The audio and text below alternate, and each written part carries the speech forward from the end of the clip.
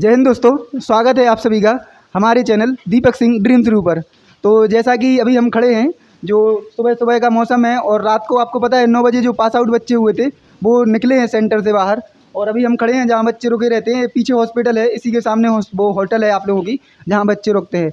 तो सबसे पहले अपन बात करते हैं कि आज जो हिंदी दिवस है, तो सभी के लिए हिंदी दिवस की शुभकामनाएँ। और सभी से हमारा यही कहना है कि हमेशा अपनी भाषा, अपनी जाति, अपनी संस्कृति, अपनी धर्म पर गर्व करना चाहिए। तो आज अपनी भाषा का दिवस है, तो आज अपन सब कुछ बात करेंगे हिंदी में, बुंदेलखंडी में, क्योंकि कभी कभी भाषा पे आदमी बोलते हैं कि भाषा कैसी आप बोल रहे हैं अपने क्षेत्र की भाषा। तो हमेशा अपनी क्षेत्र की भाषा को प्रमोट करें और हमेशा उस पर गर्व करें। अब सबसे पहले बात करते हैं अपन जो पास आउट बच्चे हुए हैं। तो कल जो परसों जो 60 बच्चों का बैच था, उसमें से 30 ही बच्चों का रिजल्ट आया है रात को। तो 30 में से ओनली 12 बच्चे ही पास हुए हैं, केवल 12 बच्चे पास। सॉरी, इंग्लिश आएगी थोड़ी थोड़ी, आदत है अभी वो। तो ओनली 12 बच्चे ही पास हुए हैं 30 में से, और 18 बच्चों को रीमेडिकल दिया है। तो रीमेडिकल के बारे में हम आपको बता रहे हैं कि रीमेडिकल में पॉइंट किस किस चीज़ में मिले हैं। तो रीमेडिकल में सबसे आपको कैरी एंगल, आई का पॉइंट मिला है आपको, और नौकनी के भी पॉइंट मिले हैं, और आपका जो बीपी रहता है उसका भी पॉइंट मिले हैं। तो आपको नॉर्मल पॉइंट मिल रहे हैं।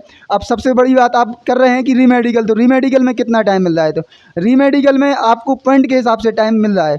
पॉइंट बोले तो जैसे कि नौकनी और बीपी वगैरह हुआ, तो उनको आज ही बुलाया है सेंटर पर। तो सोच रहे होंगे कि उनको एक ही दिन दिया है। और जिनको आई वगैरह में जिनको हार्ड पॉइंट मिले हैं, कठिन पॉइंट बोलते हैं, मतलब जो इधर चेक नहीं हो सकते, उनको बहुत दूर सेंटर भेजा है, उड़ीसा भेजा है बच्चों के लिए, आँख वालों को। तो आप समझ सकते हो टाइम भी कम दिया है। इतना टाइम नहीं, कम से कम 15-20 दिन का टाइम देना चाहिए था। तो आप सोच सकते हैं कि कैसा होगा। बच्चों अभी 4-5 दिन इधर गुजार के निकले हैं और इसके बाद उनको तुरंत उड़ीसा निकलना पड़ेगा। तो आप जब भी आ रहे हैं, आपको अगर थोड़ा भी डिफेक्ट लग रहा है तो अपनी पूरी तैयारी के साथ आएँ। चद्दर, खाना पीना, पैसे, सब कुछ तैयारी के साथ आएँ, क्योंकि आपको भी पता है ये फाइनल स्टेज है। और फाइनल स्टेज में अगर आप बाहर होते हैं अगर किसी कारण से, तो कितना दुख होता है। अब अपन बात करते हैं एक बार फिर से डॉक्यूमेंट के बारे में। तो आपको सिंपल एक फ़ोटो आईडी चाहिए, एंट्री के टाइम आपको अपना एडमिट कार्ड चाहिए। उसके बाद अपन बात करते हैं अंदर। तो आपको बस में बैठा के ले जाया जाता है, और उधर आपको जैसे ही चेक करते हैं तो सबसे पहले आपके डॉक्यूमेंट में आपका 10th और 12th ओरिजिनल होना चाहिए। उसके बाद आपका जाति प्रमाण पत्र, उसके बाद आपका निवास प्रमाण पत्र। अगर आपको आयु में छूट चाहिए तो जो आपका NXC या 5 और 6 लगता है OBC SC ST वालों के, आपको वो होना चाहिए। और जाति प्रमाण पत्र के बारे में बता दें, सबसे ज़्यादा आ रहे हैं, अगर आपका पुराना भी है तब भी चल रहा है। हमने पहले बताया था कि 1 साल का, तो अभी हम जो और बच्चों से बात कर रहे हैं धीरे धीरे तो पता चलता जाता है। तो आपका 1 साल से अगर पुराना है तब भी चल रहा है। आपका अगर सेंट्रल का जो इंग्लिश वाला बनता है वो भी चल रहा है, और आपका जो वो बन रहा है, क्या बोलते हैं, SDM वाला रहता है हिंदी वाला, तो वो भी चल रहा है। तो आप इसके बारे में देख सकते हैं कि कौन कौन से सर्टिफिकेट चल रहे हैं। आप घबराएं ना, आपके पास अगर सर्टिफिकेट है तो आ सकते हैं। और डोमिसाइल और रेसिडेंटल एक ही होता है, और वो स्टेट का ही होता है, हमेशा सेंट्रल का नहीं होता है। तो आपके पास जो स्टेट का है तो वो भी लेके आ सकते हैं। आप डॉक्यूमेंट के लिए घबराएं ना, 2-3 दिन का टाइम मिलता है, लेकिन आपका जो जाति प्रमाण पत्र है वो सेंट्रल का होना चाहिए। अगर वो नहीं है तो आपको बहुत प्रॉब्लम होने वाली है। लेकिन कहीं से बनवा के लाओ, SDM तहसीलदार किधर से भी बनवा लाओ, आपको सेंट्रल का जाति प्रमाण पत्र लग रहा है। उसके बाद आते हैं अपन मेडिकल पॉइंट के बारे में। जैसे सबसे से पहले आपकी आई चेक होती है। तो हमने कल बोला था, एक बच्चे का नेगेटिव कमेंट आया था कि आपको आई में ऐसे ऐसे चेक नहीं कर रहे हैं। तो पता नहीं वो कौन सा सेंटर था, उसका एक ही दिन में मेडिकल हो गया, उसने फिर रिप्लाई नहीं दिया जब हमने उसको कमेंट के रिप्लाई दिए। तो आप देख रहे होंगे, तो उसको जो ऐसे ऐसे करके सबसे पहले आपका कलर ब्लाइंडनेस चेक होता है।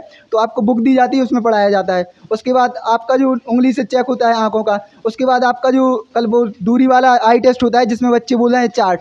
तो चार्ट आपका सिंपल ABC वाला चार्ट है, अदर चार्ट नहीं है। तो आपका अगर 6/6 है और 6/9 है थोड़ा बहुत, तब भी आप आँख की ले रहे हैं। और 6/12 वालों को रीमेडिकल दे रहे हैं। आपको सिंपल बता दें, आपका जो नोटिफिकेशन में दिया है आप एक बार उसको ज़रूर पढ़ें। उसके बाद आँख हो गए। आपकी बात करते हैं नाक का। तो नाक में DNS चेक हो रहा है, तो इसमें अभी तक किसी को पॉइंट नहीं मिला है। नाक के बाद बात करते हैं अपन दांत। अगर दांत आपके अगर 3-4 मिस्टेक हैं तभी आपको पॉइंट मिल रहा है, 1-2 दांतों का कोई पॉइंट नहीं मिल रहा है। और कानों में सिंपल आपकी जो उनकी टॉर्च रहती है वही देख के चेक की जा रही है। अगर आपका कान में मैल वगैरह लगा हुआ है तो उसको कृपया आप साफ़ करा लें। आपसे हमारी यही विनती है, क्योंकि अगर आप जितना डिसिप्लिन में जाएंगे उतना सही रहेगा। आपने कल का जो वीडियो डाला था आपने देखा होगा, तो आप उसको एक बार देख लें। उसके बाद हम बात करते हैं, आपका उस चेहरा का हो गया है पूरा पॉइंट। चेहरे के बाद अपन आते हैं हाथों पर। तो हाथों में आपके जो हैं कैरी एंगल, इसमें भी बच्चों को बाहर कर रहे हैं। उधर जो उनका फीता रहता है चांदा, उसी से चेक कर रहे हैं हाथों के लिए। हाथों के बाद फिंगर है। तो फिंगर का भी किसी को मेजर पॉइंट नहीं लगा है, तो फिंगर में अभी चेक कर रहे हैं, लेकिन बता नहीं सकते क्या हुआ है। नॉर्मली मेडिकल इतना ज़्यादा हार्ड नहीं हो रहा है। उसके बाद अपन बात करते हैं चेस्ट हाइट और वेट पे। तो जो सबसे ज़्यादा बच्चों वेट जिस आपने जो फिजिकल के टाइम अगर आपका उस टाइम पे ओवर या कम वेट था, उसी को वेट में इधर चेक कर रहे हैं। और उस टाइम पे अगर किसी का कम ज़्यादा नहीं था तो उन बच्चों को छेड़ ही नहीं रहे हैं। अगर हाँ लग रहा है आपका वेट कम ज़्यादा है तभी चेक कर रहे हैं। अगर उस टाइम पे कम ज़्यादा था तो अभी आपको चेक कर रहे हैं। इसके बाद अपन आते हैं एक्सरे। तो एक्सरे में अभी जैसे कल बच्चे ने बताया था कि जो आपका चेस्ट में अगर दिख रहा है उनको आगे पीछे, तभी उनको पॉइंट लग रहा है, नहीं तो पॉइंट नहीं लग रहा है। उसके बाद अपन बात करते हैं पैर के बारे में। तो पैर के बारे में आपकी नौकनी में पॉइंट लगा है, नौकनी चेक हो रही है। नौकनी आपकी दो तरह से चेक हो रही है, जोड़ के और फैल के। अगर आपको उसमें कोई डाउट दिखता है उनको, तो वो लिटा के भी आपकी नौकनी चेक कर रहे हैं। नौकनी के बाद फ्लैट फुट। तो फ्लैट फुट कोई पानी पे चला के, रेत पे चला के चेक नहीं हो रहे हैं, फ्लैट फुट नॉर्मली चेक हो रहे हैं आप लोगों के। फ्लैट फुट के बाद और जो उंगली वगैरह सब स्किन की बात करते हैं, जो टैटू। तो एक बच्चा था जो लेजर करा के नहीं आया, लेजर का तो जैसे बहुत कम दिखता है, उसने आग वगैरह से जला लिया होगा, तो उसका जो स्किन था उसका दिख रहा था कि हाँ इसने टैटू जलाया है, तो उसको भी उधर उन्होंने पॉइंट लगाया है स्किन का। और दांत खुजली का सिंपल था, उतना वो चेक नहीं करते, तो दांत खुजली का स्किन में पॉइंट नहीं मिलता, टैटू का पॉइंट मिल रहा है। और अगर जो नोटिफिकेशन के टाइम पे आपके सर्टिफिकेट रहेंगे तो आप उनको देख लें कि टैटू के सर्टिफिकेट थे या नहीं, जैसे कि आर्मी वगैरह में रहते हैं, लेकिन टैटू का पॉइंट मिल रहा है, आप लोगों को बता दें।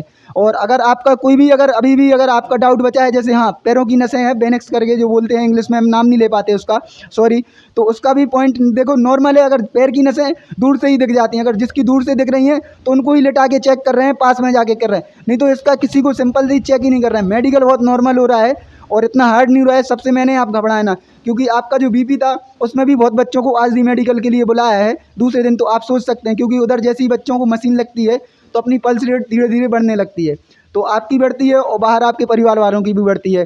तो इसलिए सबसे पहले आप मेडिकल में आ रहे हैं तो घबराएं ना।